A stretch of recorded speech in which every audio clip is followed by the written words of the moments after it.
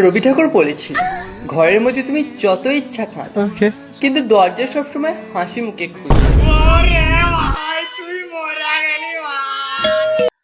তো ছেলেটা রবি ঠাকুরের কবিতা পাঠ করে শুনিয়েছে। ওর এরকম বলার কায়দাটাই এরকম। সবাই তো সুন্দর করে বলতে পারে না, আর সবাই ভীষণ সুন্দর না। এই যে কিছু মানুষ একে নিয়ে এত পরিমাণ ট্রোল করেছে, এগুলো কেন করবে তোমরা? ওর ধরনটাই এরকম বলার।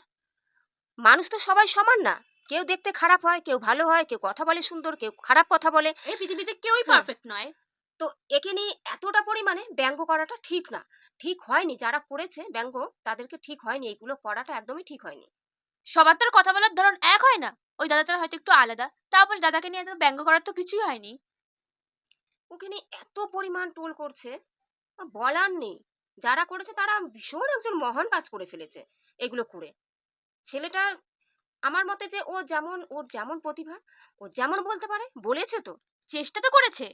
তো এত কিছু বলার ওদের কোনো অধিকার নেই এগুলো নিয়ে। ছি। আর একটা কথাই বলবো বন্ধুরা, তোমাদের মতে কি হয় যে ওকে নিয়ে কি এরকম টোল করাটা কি ঠিক হয়েছে? যদি ঠিক বা ভুল হয় তো কমেন্টে অবশ্যই জানাবে।